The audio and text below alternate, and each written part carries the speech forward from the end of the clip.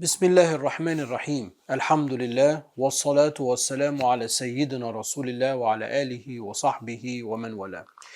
Inshallah, in today's lecture we are going to take one whole section called the mujmal or ambiguous terms. And this section is just full of like a list of examples. So an ambiguous term is ambiguous. You don't know exactly what it means. And as the Arabs say, بِضِدِّهَا تُعْرَفُ الْأَشْيَاء, by opposites things are known. So we're going to begin by talking about what's unambiguous, and we're going to give several examples of unambiguous texts from the Quran and Sunnah. By the way, unambiguous for us specifically as Shafi'is. So this is going to be a Shafi'i focused discussion on some of the proof texts, because some of those, some of the things that we're going to mention are going to be disputed by other madhahib, which is why we have differences of opinion. But for us, some of the examples, or the examples that we're going to give are clear for us, and then the examples of the ambiguous texts of the Quran and Sunnah are also ambiguous for us, and I'll try to point out some of the differences of opinion. So maybe the first clip and a half, let's say the first clip and well into the second clip, we'll just sort of be going through all of the examples, or maybe actually the first two clips. And then following that, there's some sort of cleanup stuff that we got to talk about, which is that the ambiguity or the mujmal concept can appear and does appear in the Quran and Sunnah, in opposition to Dawood al-Zahiri, rahimahullah, who had a dissenting opinion. The Zahiri's dissent, by the way, does not always count in the broader family of Ahl Sunnah wal Jama'ah. So sometimes, as I've mentioned before, we will go as far as to say the Zahiris are not even considered fuqaha, they're not even considered jurists, because they don't believe in qiyas, they don't believe in analogy, and qiyas is the heart of all of what we're going to talk about when we get to it. And then we're going to talk about what happens if a word has multiple meanings, and how we will stick to one meaning and leave another meaning if we have to, and then we'll give examples to that, and then we will look at if a word has multiple meanings but it has a certain usage of a certain meaning, we will then suspend the meaning that's not used to be consistent throughout the Sharia. So these are the main topics of the ambiguous section, the mujmal, and we'll begin inshallah in the next clip. Okay, so we begin inshallah the way we normally begin, which is to turn to our text. Bismillah. قال المصنف رحمه الله ونفعنا بعلومه في الدارين آمين. Shaykh al-Islam Zakaria al-Ansari, he says, may Allah Ta'ala have mercy on him and may we benefit from his knowledge in this world and in the next. Al-Mujmal. Al-Mujmalu ma lam tattadih dalalatuhu. The ambiguous, the mujmal, is whose meaning or action is not clear. So when you say something and that thing that you say is not clear, we kind of understand that that's ambiguous. We'll give examples. But an action can also be unclear. Like he mentions, when the Prophet ﷺ stood after the second rak'ah, for the third rak'ah, without doing a tahiyyat, without saying the tashahhud. Without saying the tashahhud. Is that something he did on purpose, or is it that he forgot, or as the Sufis say, he was caused to forget in order to teach us, which is a subtle meaning, because we don't want to ascribe any deficiency to the Prophet ﷺ. So that action is mujmal. In other words, I'm not exactly entirely sure what was happening in that action. Okay, so speech can be ambiguous and also actions. Why is that important? Even though we are in like the weeds of talking about how we understand statements and language is how it's understood, is because the sunnah of the Prophet ﷺ, as we will come to see in following lectures, is his speech and his actions and his affirmations. So if somebody did something in front of the Prophet ﷺ and he was silent about it, that means that it's permissible. Why? Because the Prophet ﷺ has to inform, has to do balagh for us, ibligh, if something is right or something is wrong. But then if the Prophet ﷺ did something, then that for us is a hujjah, that for us is a proof. So that thing that he did is something that we're also concerned with, not simply his speech. And by the way, there are issues that will come up in Islamic intellectual history. Like one thing that just comes to mind as I'm recording this now is the famous hadith about the Prophet ﷺ when he was in Medina. He saw that they were like cross-planting the date plants, the palm trees, And he's like, what are you guys doing? And he said, well, we do this to, basically pollinate them. He's like, that's not how it's done. So they didn't follow they stopped what they were doing, and then it didn't yield fruit. And then at the end of the season, the Prophet ﷺ said, that was just my opinion into a'lamu bi amri dunyakum, something to that effect. The Prophet ﷺ said, you are more knowledgeable with your affairs of this world. So some people will say, well, this shows the limited aspect of the Prophet's ﷺ speech. But somebody like Abdul Qadir al-Jazairi, famous, Mujahid, Algerian Mujahid, who's, recently, relatively speaking, in the 19th century, in his book, he talks about, is it al-Maqulat, I think? Al-Maqamat, I can't remember the name of his book. So I'm staring at it right now on my shelf. It's like a couple volumes. He'll say something along the lines like, he was showing them that the asbab, that's not the sabab, that's not the cause of fruits. The cause is Allah subhanahu wa ta'ala's tawfiq. He was giving them a spiritual meaning. So in other words, that action is a mujmal action that's problematic from the theology of our love and respect and ultimate belief in the fallibility of the Prophet ﷺ. So that's an example you'll find debated in the literature. I hope I didn't confuse you with that example. But in other words, the people that want to do tanzih, that want to ward off any potential, we don't want anything potentially even negative that looks negative attributed to the Prophet ﷺ. Insanul Kamil, he was the complete human being, sallallahu alayhi wa sallam. So therefore, when I find something like this, something inside me is like, it can't possibly mean that. He didn't mean, don't just leave it and then they will grow and then he was wrong. That doesn't make any sense. There has to be a deeper meaning. That's what Abdul Qadir al-Jazairi and others are saying. There's a deeper meaning. The deeper meaning is he's trying to teach them, don't rely only on that. You have to rely on Allah subhanahu wa ta'ala. But then relying on Allah subhanahu wa ta'ala also means you have to do the asbab. So you have to actually do the act, but it's an internal disposition.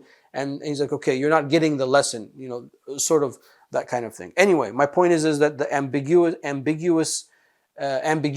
from the mujmal can be a speech, a piece of language, but it can also be an action.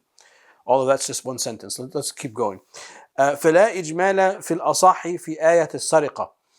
In the dominant opinion, okay, so this is our opinion, the dominant opinion, there is no ambiguity in the verse of stealing, which is Al-Ma'idah verses 3, wrong verse, which is Al-Ma'idah verse 38, وَالسَّارِقُ وَالسَّارِقَةُ فَقَطَعُوا أَيْدِيهِمَا نَكَالًا مِنَ اللَّهِ. So the man who steals, the woman who steals, you cut off their hands. Of course, we know in the fiqh that there has to be the nisab amount, the minimal zakatable amount worth of a good that has to be stolen. That's part of the condition. But for us, فَقَطَعُوا, to cut, or to cut off, that's clear. That's a clear statement. It's not an ambiguous statement. أَيْدِيَهُمَا, their hands, we know that that's from the wrist onward. That's not ambiguous for us. Other people will say, the dissenting opinion will say, well, that's ambiguous. What is exactly is the hand? Because sometimes you can call this the hand, etc. So they will say that is ambiguous, but for us, there is no ambiguity in that. Another example that he gives, وَنَحُ حُرِّمَتْ عَلَيْكُمُ الْمَيْتَةِ.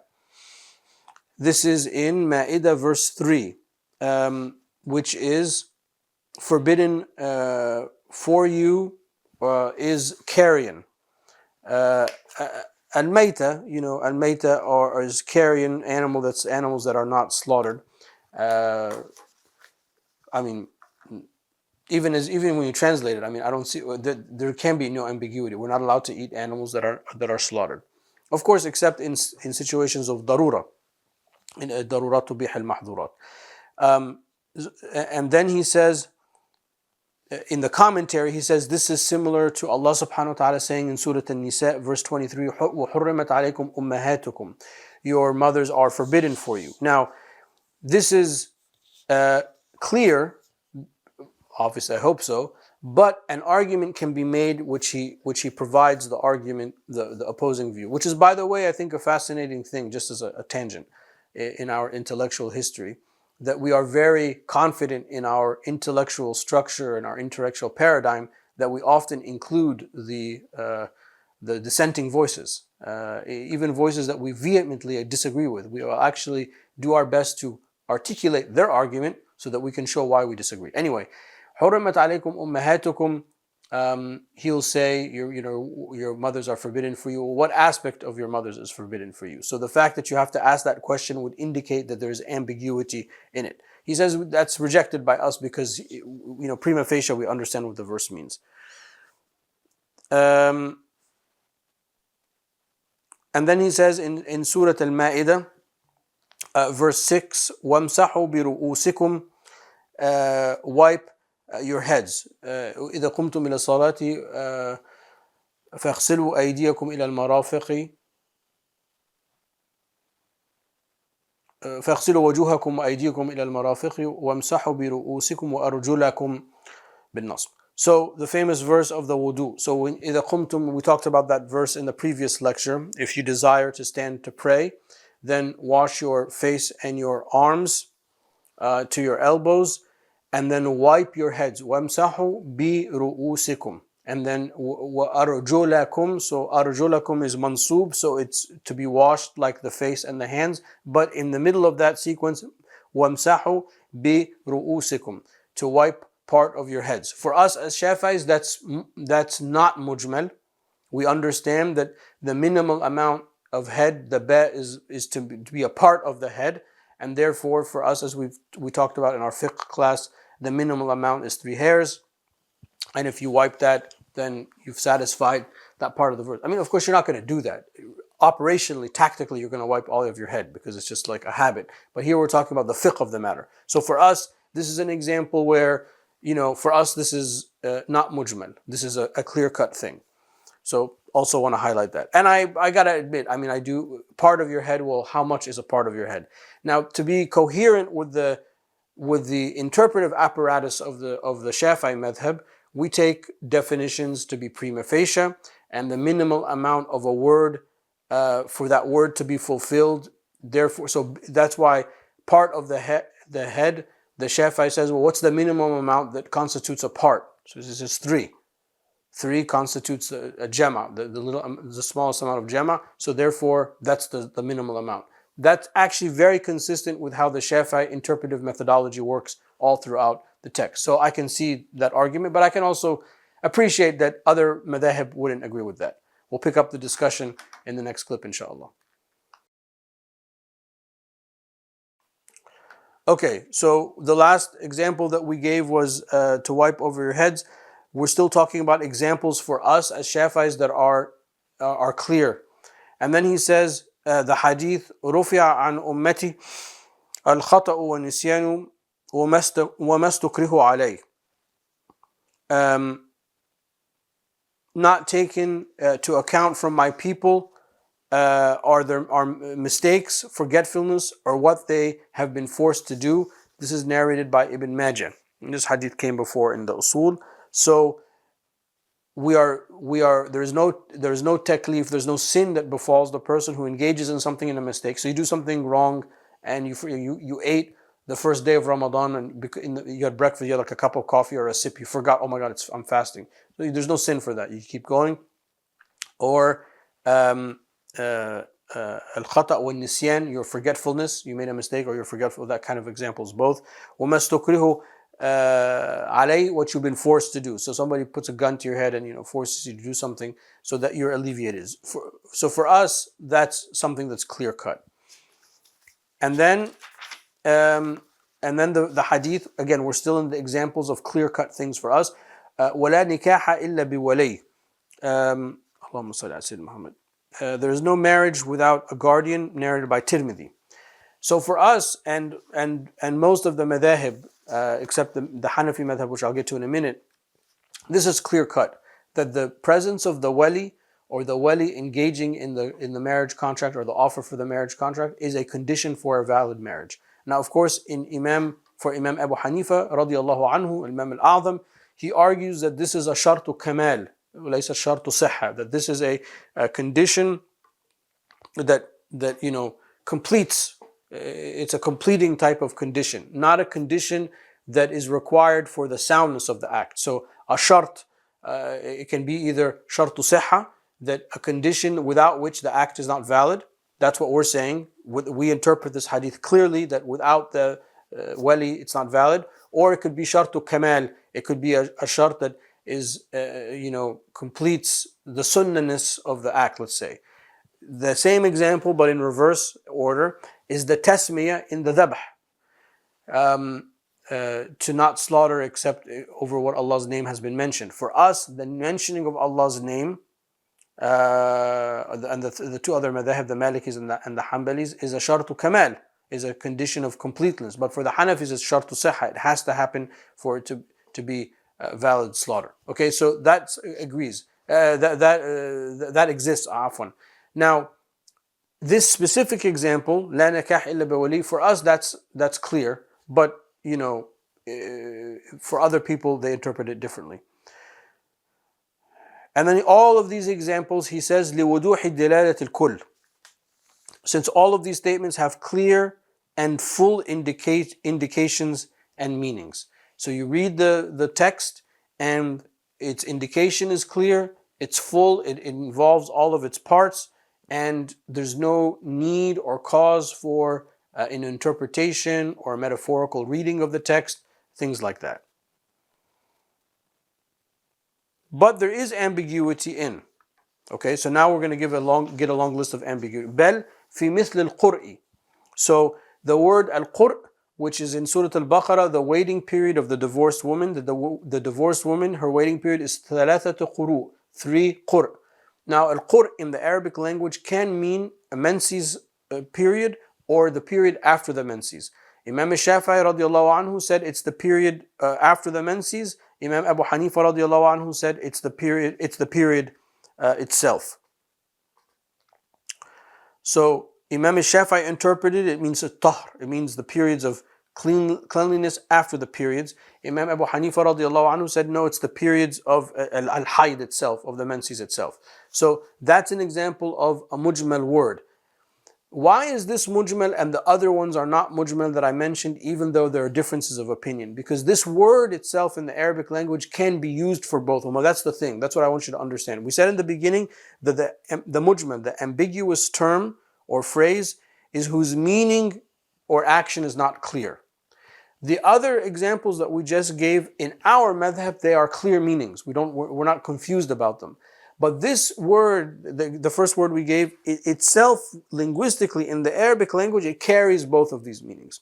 Another example he gives is the word an-nur, or light. An-nur, he says in the commentary, it could be al-aql, it could be the intellect, it could be nur al-shams, it could be the sunlight, it could be the artificial light. Just you see I have lights around me when I'm recording. Because an-nur of the intellect guides you. Al-aql, it controls you and prevents you from doing dumb stuff. The light of the sun also guides you. The light of Allah subhanahu wa ta'ala also guides you. The light of Allah is a reference to also Rasulullah sallallahu alayhi wa sallam. As the Arabs say, halumma jarra, so on and so forth. So there are many, what is it? So it's a mujmal word. It can mean multiple things. Also he says al-jism, or al-body, because the jism could also mean the heavens and the earth, because it can contain all types of bodies. What body? Which one is it referring to, etc. And then he says al-mukhtar. It took me a while to find the right translation. So this is one of those things where you just have to translate it into a sentence. Or a verb that can either be an agent noun, ism al-fa'il, or a participle, al-maf'ul. So some words, the way that the verbs or the word afwan is structured, it can either be, word, not verb. One second. It can be read by either way. So if it can be read by either way, then automatically we know that we are dealing with a situation that is mujmal, that is ambiguous.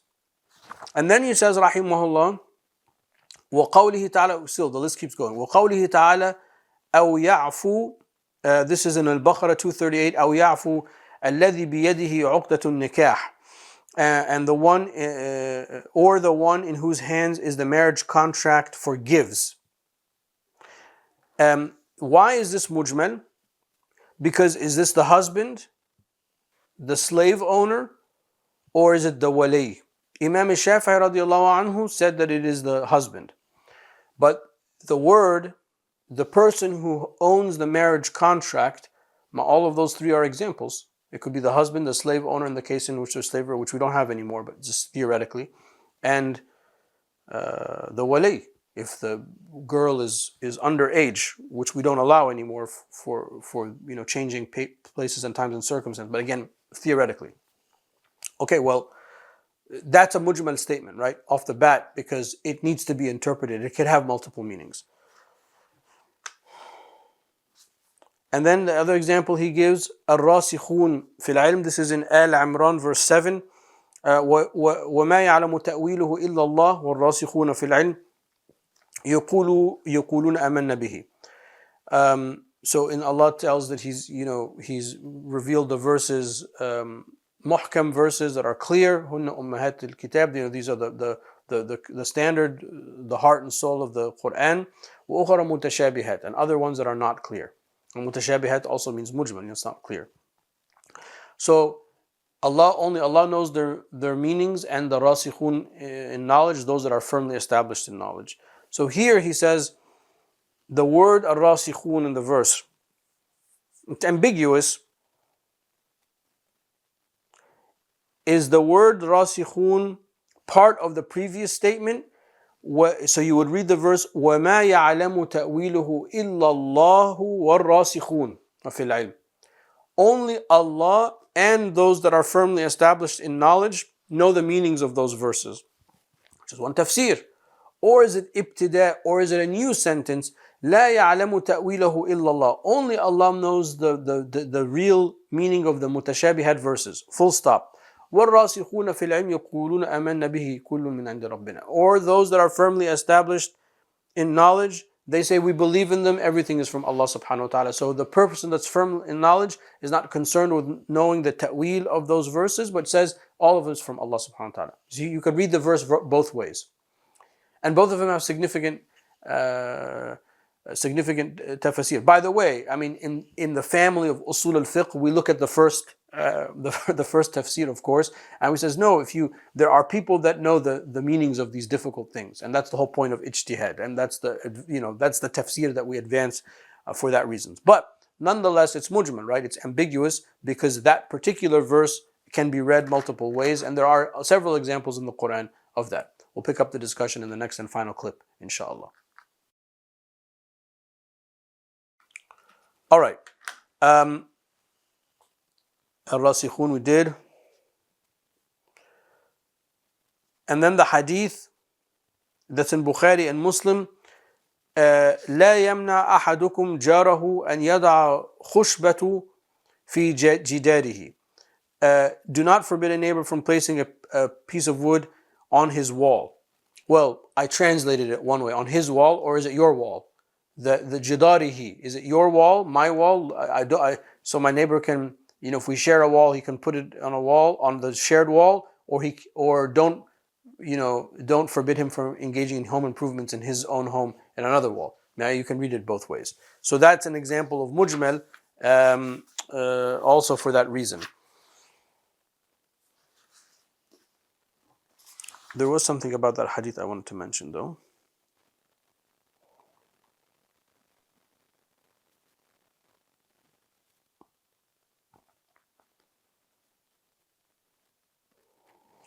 Okay.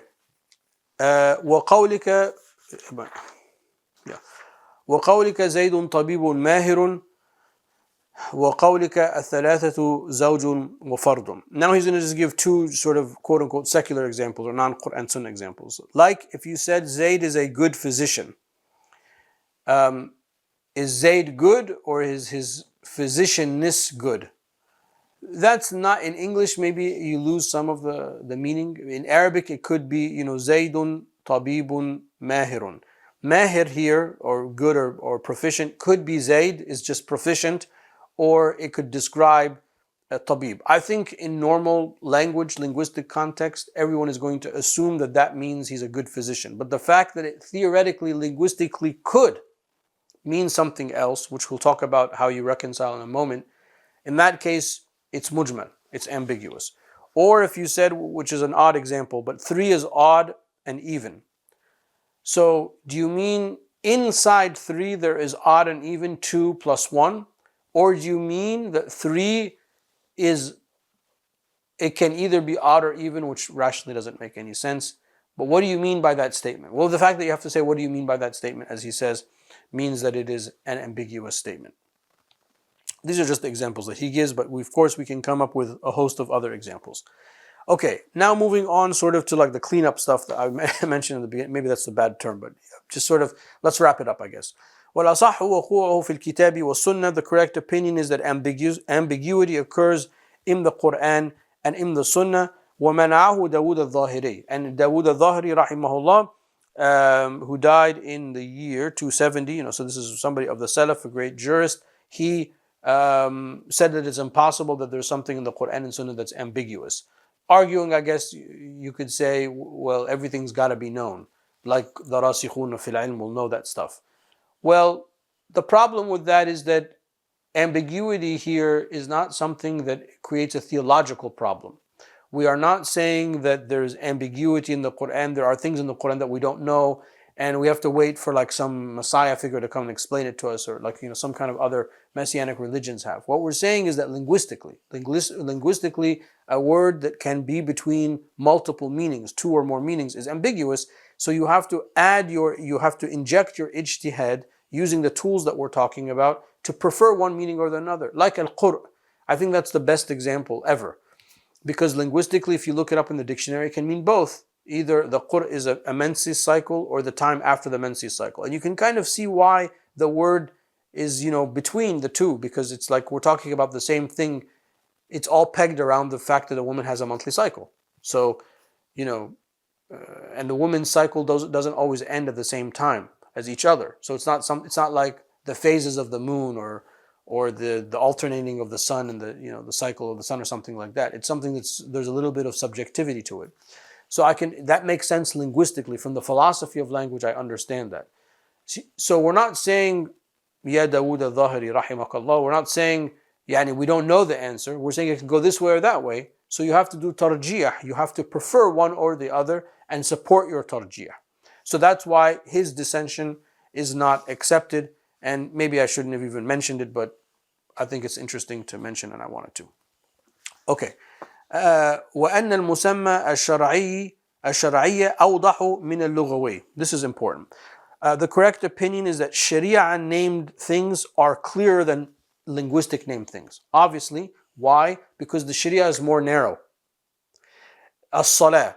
As-salah means prayer, what we call in Islam dua. So Christian Arabs will say, I don't know if they'll say this exactly, قوموا إلى صلاتكم, that's actually what we say, أو هيا بنا نصلي, let's pray. What they mean by that is what we mean dua.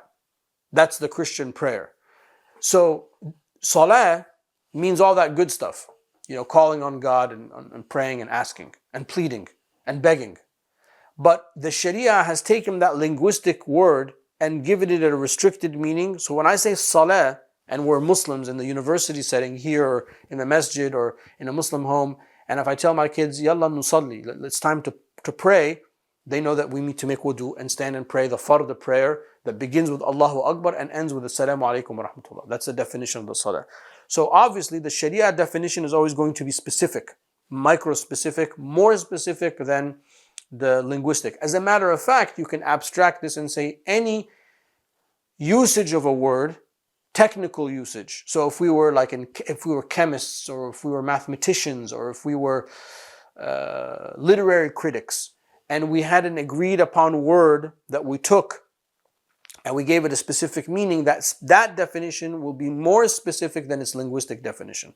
And that's very important because many debates amongst controversial figures come back to this one point, that people do not understand the technical terms that people are using.